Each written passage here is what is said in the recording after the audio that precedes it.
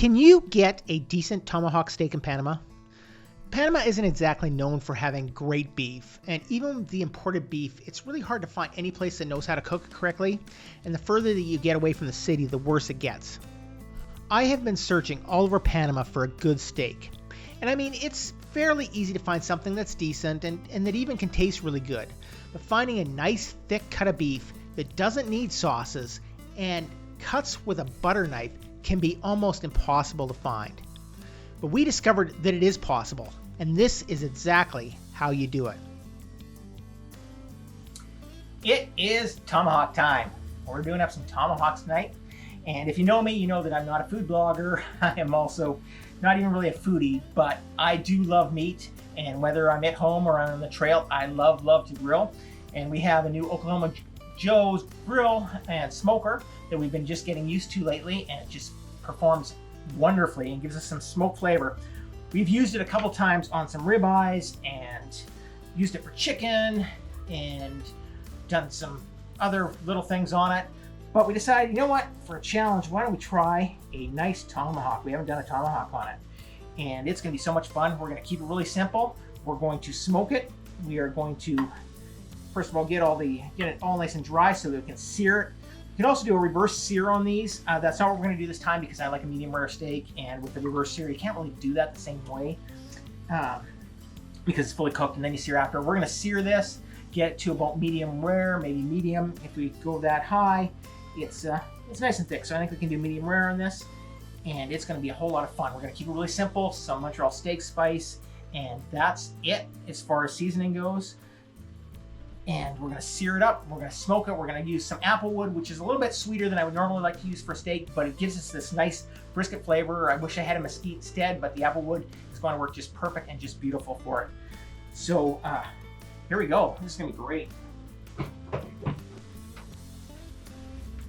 The main thing to keep in mind with a perfectly grilled steak, with a perfectly seared steak, is you want it to be as dry as you can get it. You don't want it to be boiled in its own blood.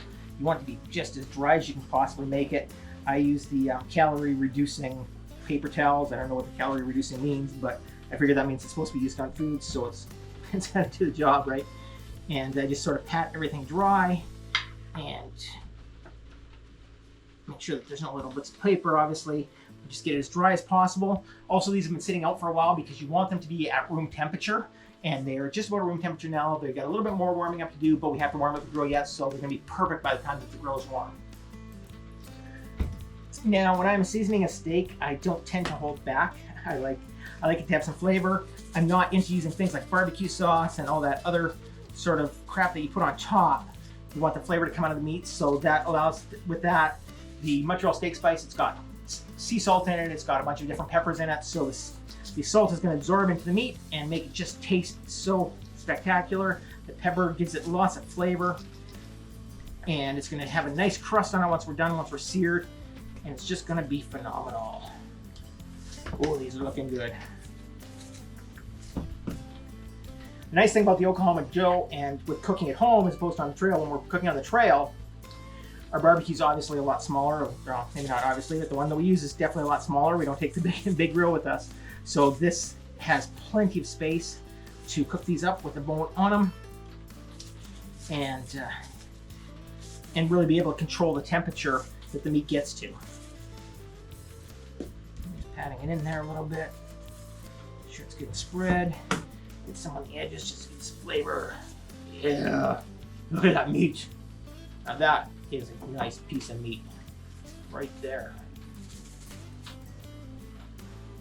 All right, let's go fire up this grill and get this thing heated up and ready to put these on the grill. See you over there.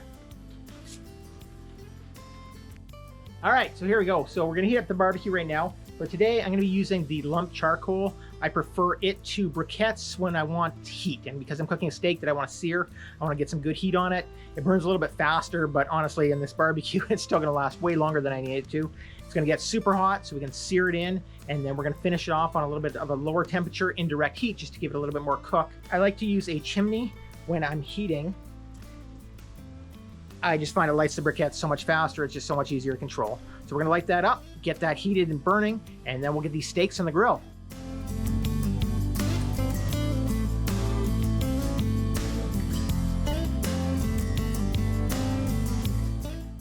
So a little bit of the charcoal kind of snuck through and landed on top of my fire starter. For a fire starter, I just like using some paper towel and a little bit of vegetable oil. Burns nice and clean.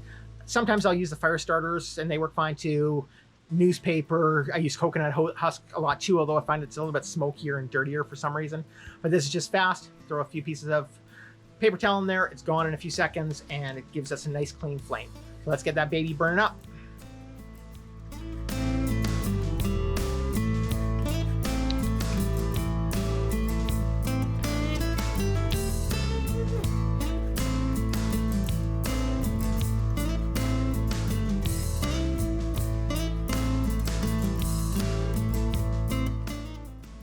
All right, so we have got a beautiful flame going here, and I'm going to try and spread the charcoal out just on one side. Sometimes I pile it up really high on one side. In this case, I want it to cover the bottom on one side so we can get a nice even heat, direct heat on one side of the grill with an indirect heat being on the other side. So I'm gonna try and spread this out the best that I can, and I'm gonna try and give you a good shot of that without burning the shit out of myself. So kids, do not try this at home.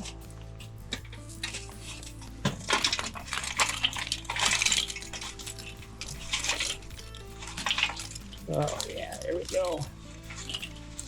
Look at that flame, baby. This is good. There. And I'm also going to add a little bit of, just a little bit of wood in there.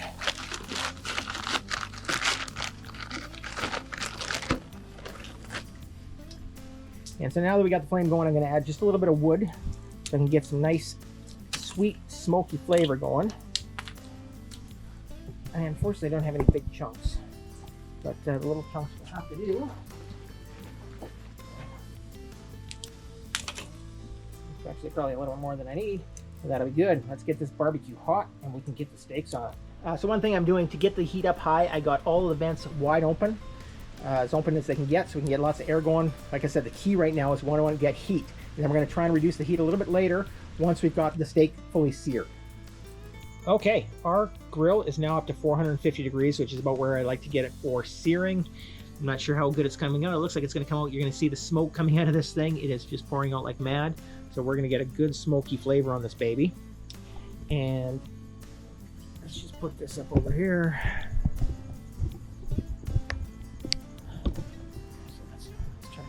We're going to try and hold this. We're going to try and cook one-handed, guys. All right, we're going to try and hold this. We're going to try and cook this one-handed. Now we're at 450 degrees.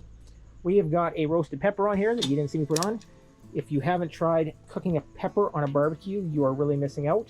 All you have to do is just put it on, grill it up nice and hot, get some good black scarring on it, then slice it. It's a whole pepper. Nothing done to it except for being washed. And then once it's cooked up, you've got some nice charring on it, then you slice it up and put it on with some olive oil. Is absolutely delicious. So that's my wife's project. We're going to cook up these steaks.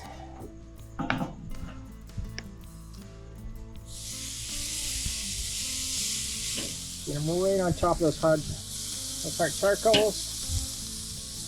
Yeah, baby, these are going to be amazing.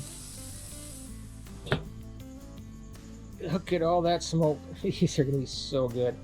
So the amount of time that I let it sear really depends on the thickness of the steak. In this case, they're a little bit thinner than I would like.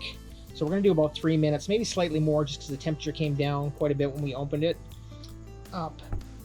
A couple weeks ago, actually I guess a few weeks ago now, we had a Tomahawk steak at a restaurant in the city.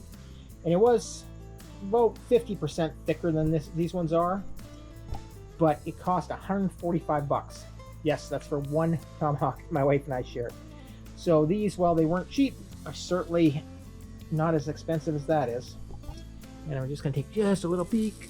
Oh yeah, this is really good.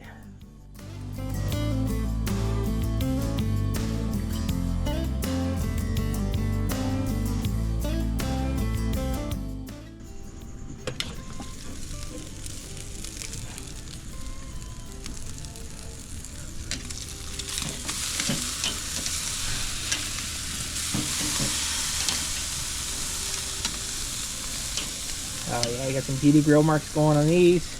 Got some beautiful grill marks going on the pepper. This is going to be so good. Let's sear this side off.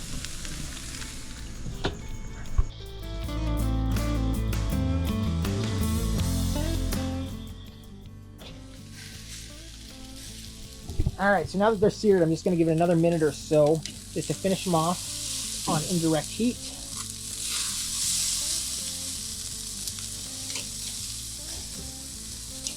Move this higher into the flame so that it gets more heat. And we'll just give it about 1 more minute just to finish it off, just to make it about a medium rare.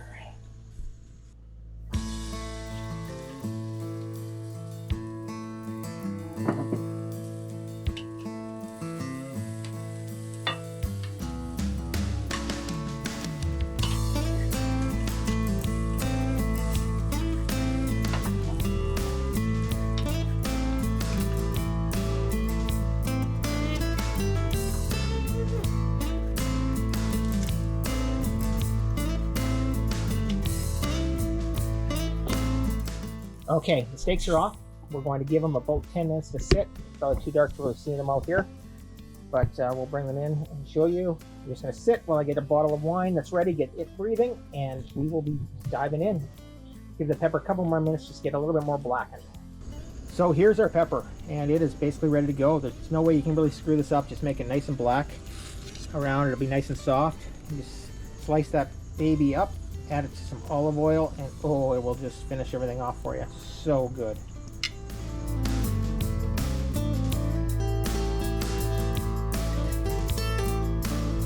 Cheers. All right, that is how you get a perfect tomahawk here in Coronado, Panama. And the only way to do it is on your own barbecue. That's the only way to do it around here, but...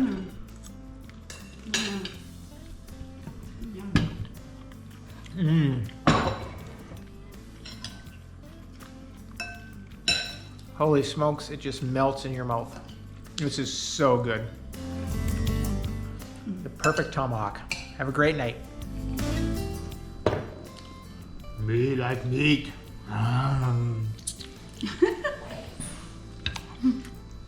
That is a good steak right there. Holy smokes.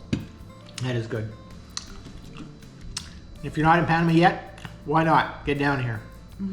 This is what we live for. This is life, baby. Come on down.